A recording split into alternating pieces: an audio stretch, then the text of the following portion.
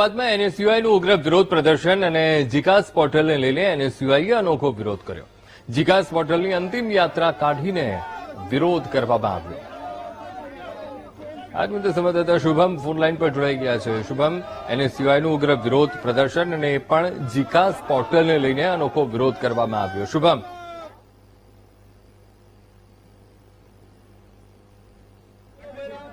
જી શુભમ.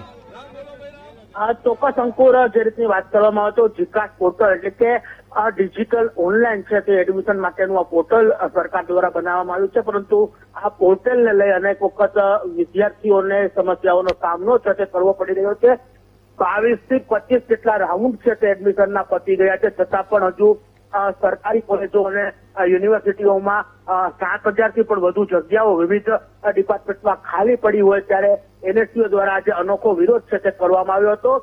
જે વિકાસ પોર્ટલ છે તેમની અંતિમ યાત્રા કાઢી અને તેમનું જે અંતિમ યાત્રા કરી અને તેમનો અનોખો વિરોધ છે તે કરવામાં આવ્યો હતો. એનએસયુએ માંગ કરી હતી કે આ જે વિકાસ પોર્ટલ છે તેને બંધ કરી દેવામાં આવે, કારણ કે આ પોર્ટલ જે ઓનલાઈન છે વિદ્યાર્થીઓની સવલત માટે શરૂ કરવામાં આવેલું હતું, પરંતુ આ જ પોર્ટલના કારણે વિદ્યાર્થીઓને હાલાકી છે તે ભોગવવી પડી રહી છે. મોટી ફી ભરી અને સરકારીની જગ્યાએ ખાનગી યુનિવર્સિટીઓમાં અને કોલેજોમાં એડમિશન લેવા માટે વિદ્યાર્થીઓ મજબૂર થઈ રહ્યા હોય તેવા આક્ષેપો સાથે અનોખી રીતના વિરોધ છે એનએસયુ દ્વારા આજે કરવામાં આવ્યો હતો. જી અંકુર. બિલકુલ શુભમ, સમગ્ર માહિતી સાથે જોડાવા બદલ આપનો આભાર.